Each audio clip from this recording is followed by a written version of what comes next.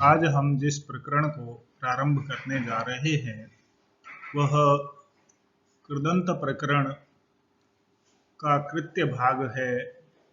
इस कृत्य भाग में या इस कृत्य प्रक्रिया में हम प्रारंभिक 2 सूत्रों का अवलोकन करेंगे।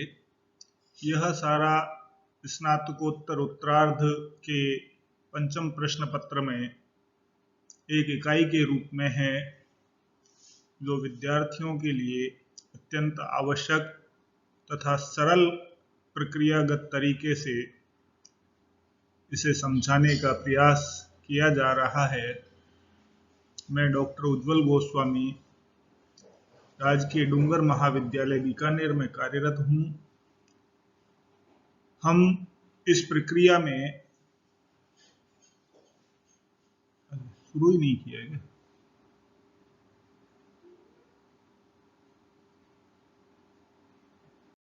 इस प्रक्रिया को आगे बढ़ाएं तो सर्वप्रथम जो सूत्र प्राप्त होता है वह एक अधिकार सूत्र है। इस अधिकार सूत्र में धातु हो नाम से इस सूत्र को कहा गया है।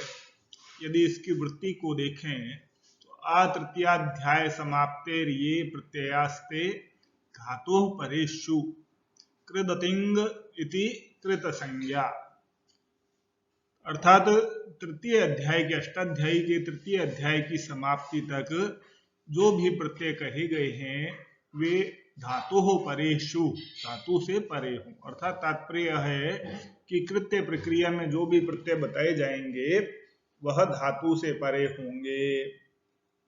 तो अर्थ यदि देखें तो यहां से लेकर अष्टाध्यायी के तृतीय अध्याय की समाप्ति पर्यंत जिन प्रत्ययों का वर्णन है वे धातु से परे हों।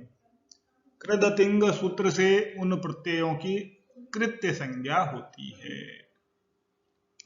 यह यहाँ ध्यान रखने की बात है कि कृदतिंग सूत्र से जो तिंग भिन्न प्रत्यय होते हैं उनकी यहाँ पर कृत संज्ञा कही गई है।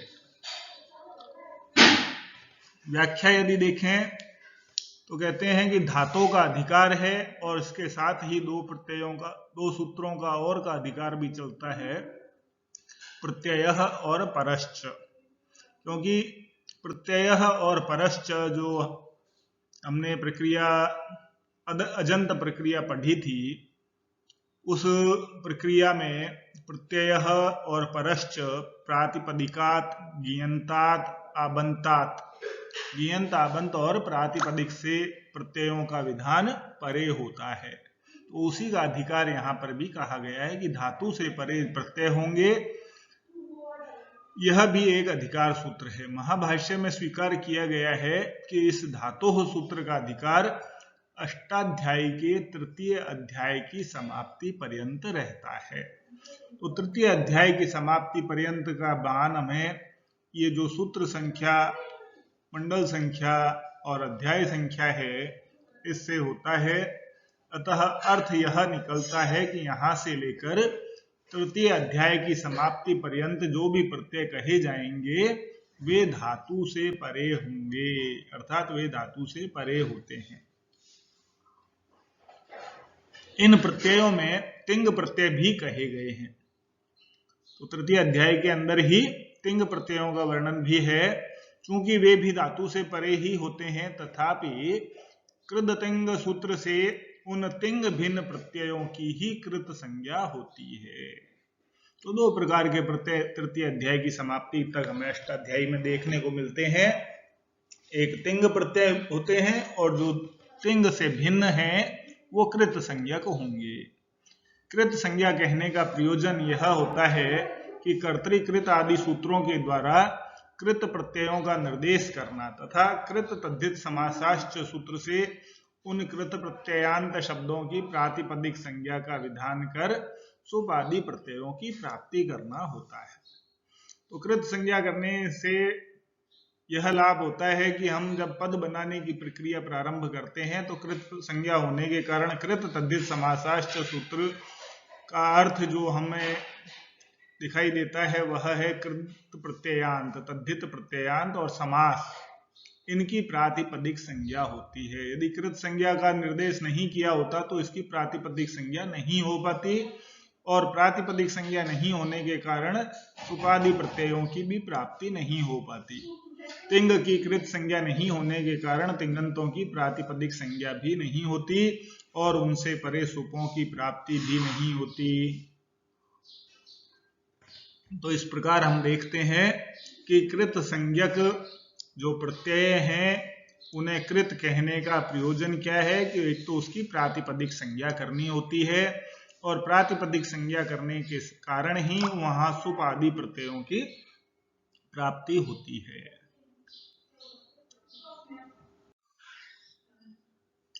दूसरा सूत्र यदि हम देखें, वा स्वरूपो अस्त्रियाम, तो यह भी एक अधिक परिभाषा सूत्र है।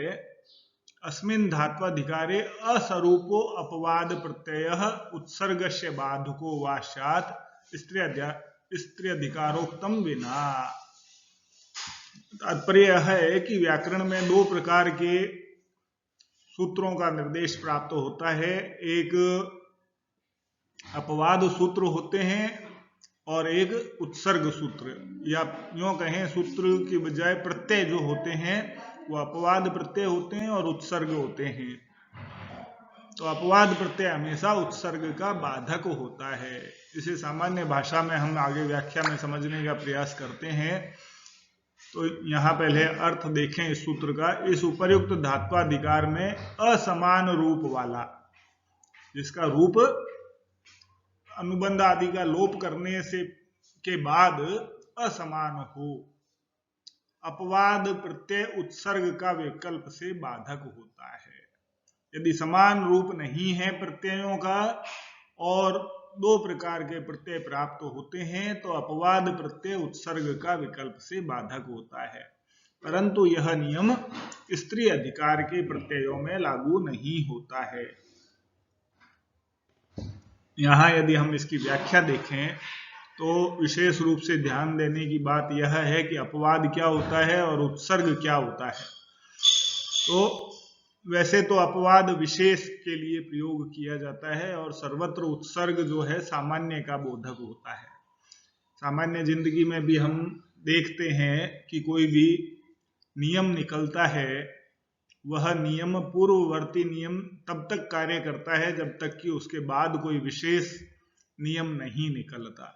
इसी प्रकार यहाँ पर भी कहते हैं कि जैसे जो विशेष सामान्य नियम का सूत्र है या प्रत्यय है, उसका विशेष सूत्र या प्रत्ययों के द्वारा ही क्या होता है, बाध होता है, और वह भी वैकल्पिक अवस्था में होता है।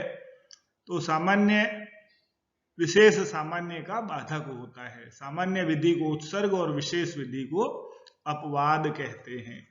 तो सामान्य विधि की प्रवृत्ति विशेष विधि को छोड़कर अन्यत्र होती है, परंतु इस धातु के अधिकार में यह उत्सर्ग का बाध विकल्प से किया जाता है।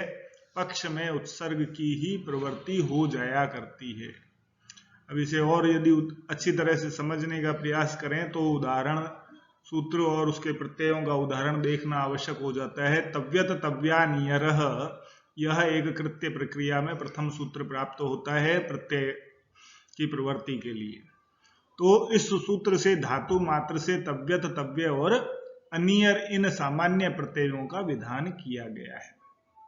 तो तव्यत तव्य अनियर एक सामान्य सूत्र है और इसके द्वारा जो प्रत्यय का विधान होगा वह एक सामान्य प्रत्ययों का विधान बताया गया है। किंतु उसके बाद में एक अचो यत सूत्र कहता है कि अजंत धातुओं से यत प्रत्यय का विधान है। तो सामान्य रूप से धातु मात्र से तव्यत तव्य और अनियर कह दिए तो अजंत धातुएं भी धातु मात्र में ही आ जाती हैं।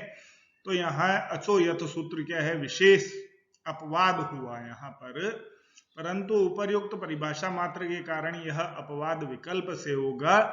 पक्ष में तव्यत आदि प्रत्यय भी हो जाएंगे, तभी चेयम यत प्रत्यय लग करके चेयम चेतव्यम तव्यत प्रत्यय से विकल्प में बनेगा और विकल्प में ही चयनियम आदि रूप बनेंगे। तो विशेष ध्यान रखने की बात है कि विशेष विधि जो होती है सामान्य विधि का बाधक होती है, लेकिन सामान्य अवस्था में यहाँ व्याकरण के संबंध में यह वैकल्पिक कार्य हुआ करता है। तो विशेष विधि हमेशा विकल्प से ही बाध करती है और विकल्प अभाव में उनकी प्रवृत्ति भी हो जाया करती है। यह एक नियम है। और इसे अधिक स्पष्ट रूप से और समझने का प्रयास करें तो ऐसे ही तव्यत तव्य अनियर सामान्य प्रत्ययों का री हलोर अण्यत सूत्र से प्राप्त अण्यत प्रत्यय अपवाद है।